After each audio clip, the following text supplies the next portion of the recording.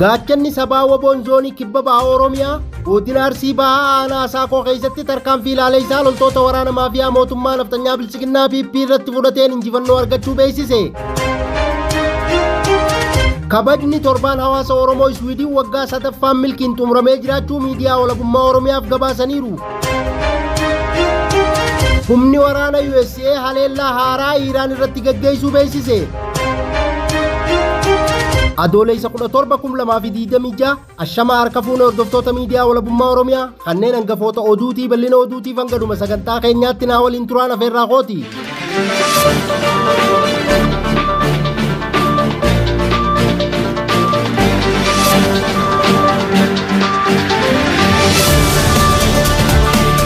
Kabajni torbaan hawaasa Oromoo Iswiidin waggaa 7ffaan milkiin xumuramee jiraachuu miidiyaa walabummaa Oromiyaaf gabaasaniiru.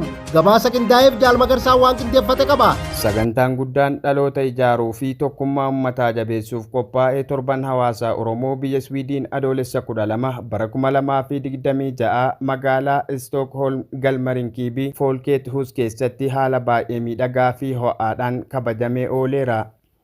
Kabaja ayyaana kana irratti maatiin Oromoo Iswiidin keessa jiraatan dhibbootaan lakkaawaman keessummoonni ulfaatoon hayyoonnii fi bakka bu'oonni waldaalee argamuun saganticha baay'ee miidhagsaniiru.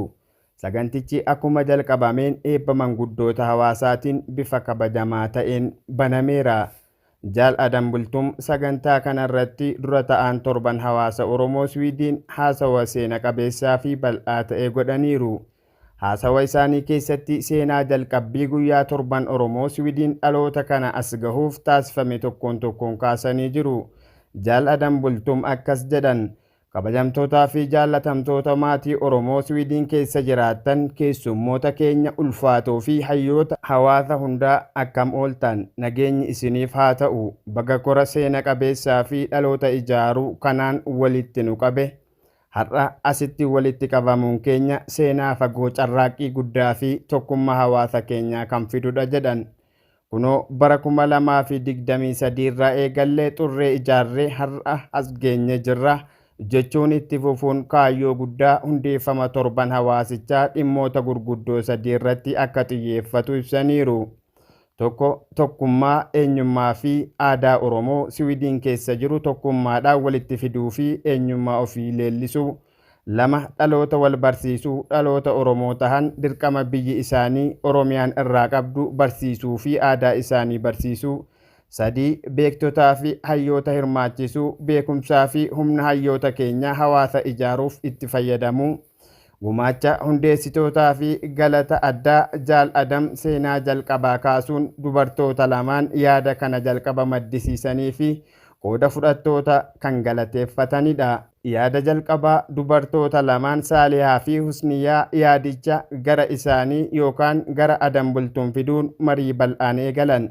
Marii fi murtee mana harmee gara Abbaa Bahar Moylud Usmaanitti dhiheessuun nu shanan taane erga mar'annee booda harmee Oromoo fi Ali Ahmad itti daballee murteedhuma mana harmeetti murteessinee tarkaanfanne.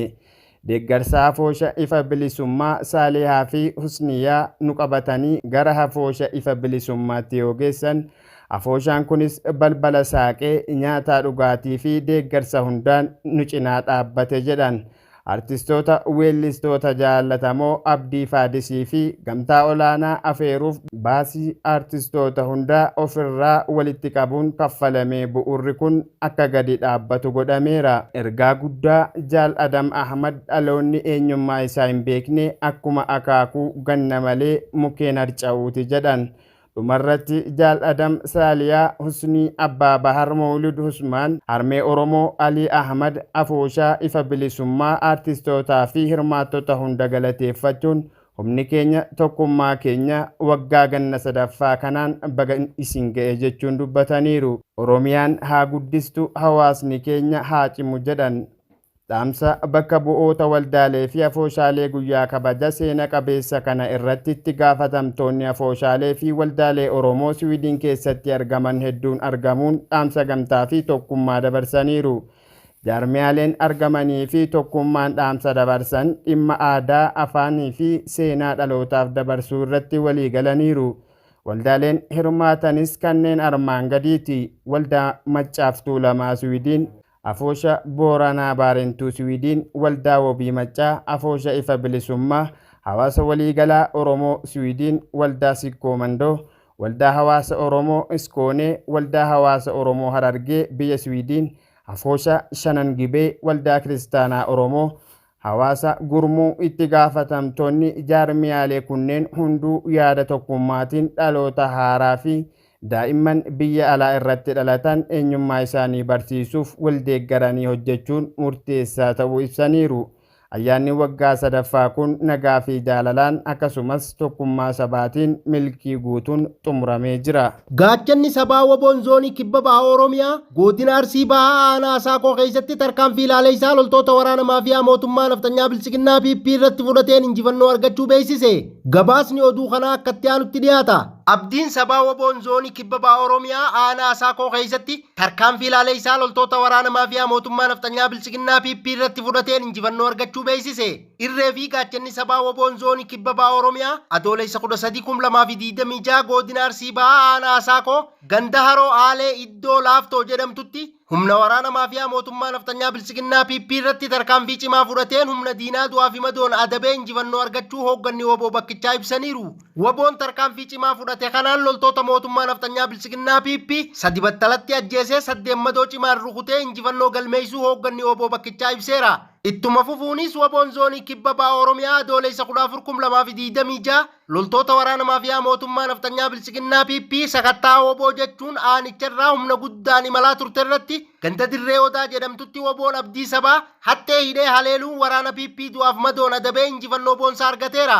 WBOn abdii sabaa tarkaanfii cimaa fudhate kanaan loltoota mootummaa naftanyaa bilchiginnaa PP 5 battalatti ajjeesee 3 madoo cimaan rukutee injifannoo galmeessuu ajajaan WBO bakkichaa ibsaniiru. Jajjabeen WBO tarkaanfii fudhate kanaan meeshaalee waraanaa qawwee AKM hedduu, rasaasa hedduu fi qophiilee waraanaa hedduu gosa garaagaraa duwida loltoota waraana maafiyaa mootummaa naftanyaa bilchiginnaa PP irraa hiikuun mooraa qabsoo bilisummaa Oromoof galii taasiseera. Injifannoon uummata Oromoof qabsoon itti fufaa Oromiyaan biyya. Humni waraana USA haleellaa haaraa Iraan irratti gaggeessuu beeksise. Bal'ina oduutiif Jaal Magarsaa waan qindeeffate qaba. USA haleellaa haaraa Iraan bakkeewwan garaagaraa irratti xiyyeeffachuun gaggeessuu beeksiste. Gama biraan ammoo Tiraamp Iraan adaba yoo godhatte isheef wayya jechuun akeekkachiise. Ajaji giddugaleessaa US bu'uuraalee waraanaa Iraan haleeluu ibse. Dandeettiiwwan waraanaa Iraan kanneen imala dooniiwwan daldala ulaa Hormuz irratti taasisan danqan irratti haleellaa raawwachuu ibse. Iraan gama isheen buufataalee waraanaa US baha giddugaleessaa jiran keessumaa Baareenii fi Kuwait jiran haleeluu beeksifte. Afyaa'ii paarlaamaa Iraanii fi biyyattii bakka bu'uun US waliin mari'ataa turan Muhammad Galiibaa miidiyaa biyyattiitti akka himanitti Taahiraan kana booda waliigaltee US waliin waliif galtee sababni kabajuuf hin jiru jedhan.